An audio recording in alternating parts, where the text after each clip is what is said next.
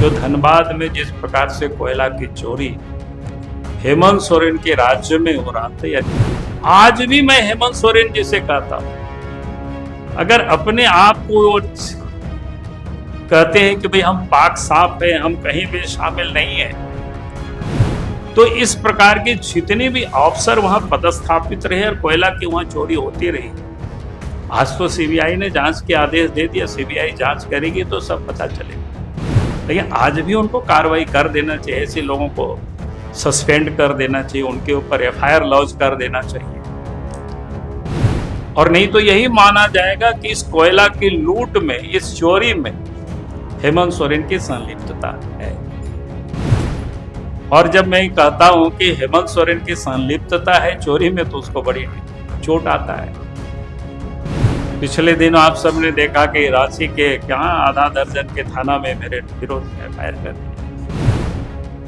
आप सबने देखा, आज मैंने अखबार में, किसी अखबार में मैंने पढ़ा कि जमशेदपुर के कोई मानगो थाना में भी शायद हमारे ऊपर एफआईआर कर दी। कोई बात नहीं, हेमंत सोरेन की तो आदत ही यही है।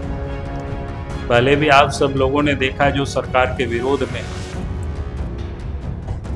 आप तो जवाब देना होगा हेमंत सोरेन जी को, और 5 साल का हिसाब देना। जितना आपने लूटा है उसको पाई पाई करके उसको वसूला जाएगा। लेकिन अगर आप राज को नहीं बचाएंगे तो अपने आप को भी उस आग में जल जाइएगा, आपको कोई फिर बचा नहीं सकता। हेमंत सोरेन, जवाब दो और 5 साल का हिसाब दो। चूंकि अब 5 साल पूरा हो रहा है, चुनाव के मैदान में हम सब लोग जाएंगे, और 5 साल के हिसाब की जब मैं बात करता हूं तो निश्चित रूप से मैं उन बातों को यहां याद कराना चाहूंगा। कई मुद्दों पर हमने राज्य सरकार को पत्र लिखते रहा हो, लेकिन कुछ महत्वपूर्ण पत्र है और घटनाक्रम है, इसलिए उसका मैं उल्लेख करना चाहूंगा। एक तो आप सब लोगों के संज्ञान में है पत्थर चोरी का मामला। उस साहेबगंज में इलीगल तरीके से पत्थर का उत्खनन होते रहा, इलीगल ढुलाई भी होते रहा, इलीगल घाटों से भी ढुलाई होते रहा। समय छोड़ करके कुछ समय पर, अर्थात रात में जहां ट्रांसपोर्टिंग करना अलाउ नहीं था पानी की जहाज से, वहां रात में भी चलता। और हमारे पास जो सूचना थी कि कभी भी वो दुर्घटनाग्रस्त हो सकता है, और इसको लेकर के मैंने राज्य सरकार को, राज्य के मुख्यमंत्री को पत्र लिखा। लेकिन राज्य के मुख्यमंत्री ने उस पत्र का संज्ञान तो लिया ही नहीं, लेकिन एक्नॉलेजमेंट तक हमें नहीं मिला। और पत्र लिखने के बाद 1-1.25 साल के बाद घटना यानी दुर्घटना हो गई। पूरे मामला आप सब लोगों के संज्ञान में है। उसके बाद फिर जांच हुआ तो पता चला कि हजारों करोड़ की घोटाला उस साहेबगंज में पत्थर खदानों पर हुई, इलीगल। अभी भी जांच चल रहा है, कई लोगों के ऊपर केस है।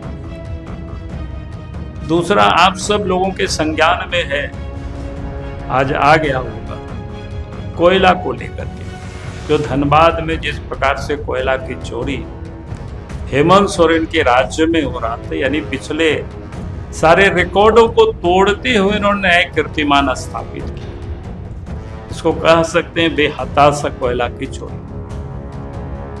और कोयला की चोरी मैं कहूंगा कि सरकारी संरक्षण में हुआ, और किस प्रकार से सरकार के संरक्षण में हुआ, सरकार ने किस प्रकार से वहां पर जो दागी अफसर थे, कमचोर का तो नहीं बल्कि चोरी करने वाला जो सरकार या डकैत कह सकते हैं, इस प्रकार के अफसरों को वहां पर पदस्थापित किया गया। आप सबको ध्यान में है, उस समय कई एक बार हमारे पार्टी की ओर से धरना प्रदर्शन हुआ धनबाद में, हम खुद भी गए थे और मैंने वहां भी कहा था लोगों से, और संभवतः इस हॉल में भी कई एक बार मैंने आप सब लोगों के समक्ष प्रेस को भी संबोधित किया है और राज्य के मुख्यमंत्री को बाकायदा मैंने पत्र भी लिखा था।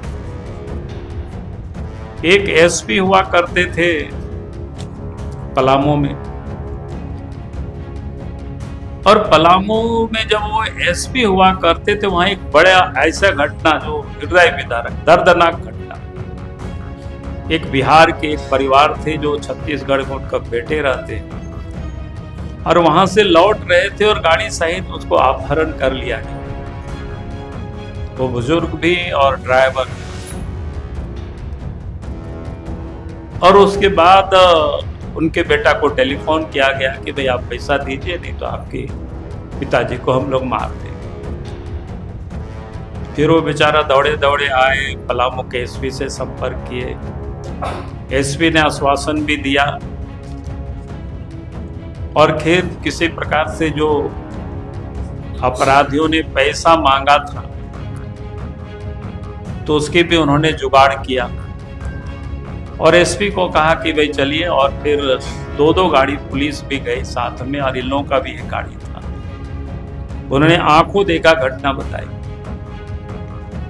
जब जिस स्थान पर अपराधी को पैसा हस्तांतरण करना था, पैसे तो हस्तांतरण हो गया, वो व्यक्ति बोलते रहा कि भाई मेरा पिताजी को भी नहीं तो अपराधियों को पकड़िए, लेकिन कुछ भी नहीं पकड़ा गया। अब ये सुन करके कोई भी व्यक्ति,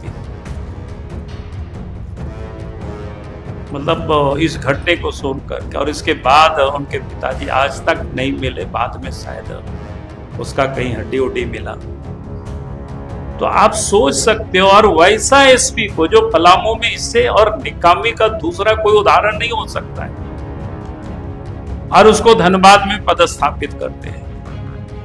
और हमने राज्य सरकार को पत्र लिखा था उस समय मुख्यमंत्री को कि भाई इस प्रकार के अगर पुलिस अफसर जिला में पदस्थापित होंगे तो कभी भी अपराध नहीं रुकेगा। उनको बल्कि हटाया नहीं। जब उनके बैच की कई लोगों का प्रमोशन हुआ तो उनको प्रमोशन नहीं दिया गया, क्योंकि प्रमोशन हो जाएगा तो वहां से दूसरा जगह जाना पड़ेगा, एसपी पोस्ट उसको छोड़ना पड़ेगा, इसलिए वहीं पर रहा। उसके बाद भी मैंने इस बात को सार्वजनिक रूप से कहा कि भाई क्या हो रहा है राज्य में, और हेमंत सोरेन कर क्या रहे हैं इस प्रदेश में। और फिर काफी दिनों तक फिर एसपी बने रहे, बाद में उनको डीआईजी बना करके अब शायद दुमका या कहीं पर पदस्थापित किया।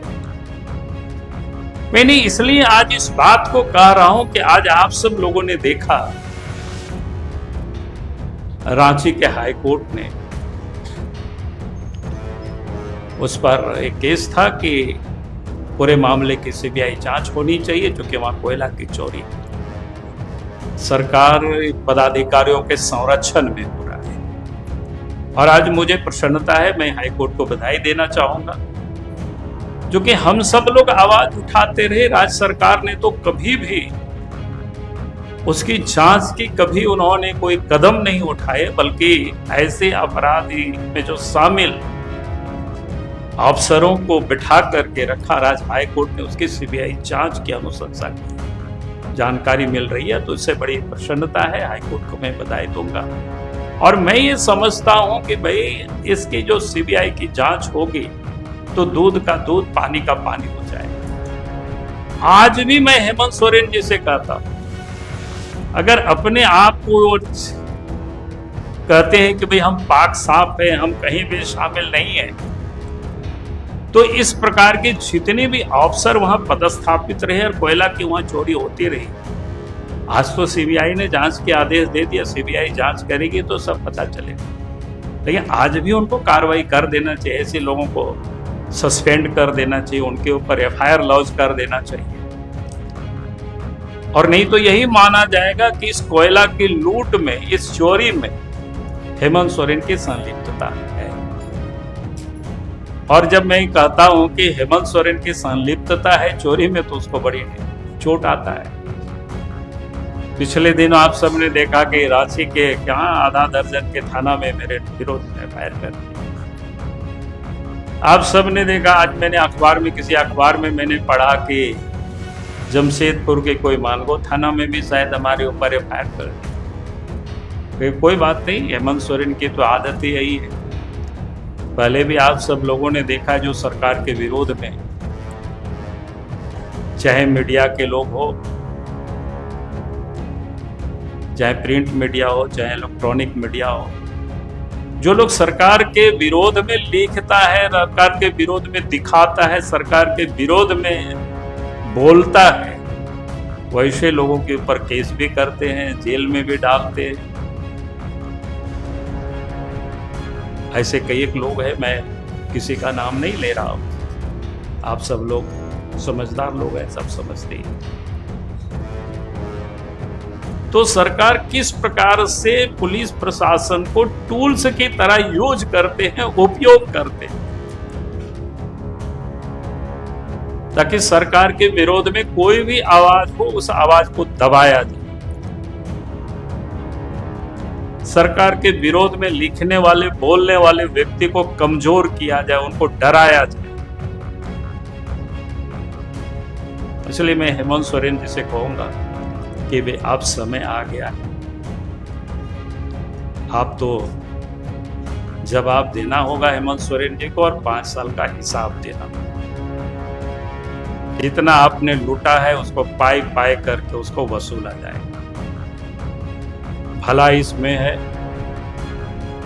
अब इस प्रकार की जितनी भी गड़बड़ी हुई है, जितने भी ये सारे पत्र को मैंने लिखा है, अगर आप उस पर जांच करेंगे तो मैं समझता हूं कि आज भी राज्य की जनता को लगेगा कि हाँ साहब वास्तव में ये ईमानदारी से काम कर रहे हैं। नहीं तो मैंने कहा ही है कि अभी तो जो पत्र मैंने लिखा था उसमें से ये 2 पत्र पर तो समझिए जांच होगा ही। मेरे पत्र के कारण जांच नहीं हो रही है, जांच और के कारण हो रही है, लेकिन हमने सरकार को पहले ही सचेत कर दिया कि भाई ये गड़बड़ी हो रही है, आप इस गड़बड़ी से अपने आप को भी बचो और राज्य को भी बचाइए। लेकिन अगर आप राज्य को नहीं बचाएंगे तो अपने आप को भी उस आग में जल जाइएगा, आपको कोई फिर बचा नहीं सकता।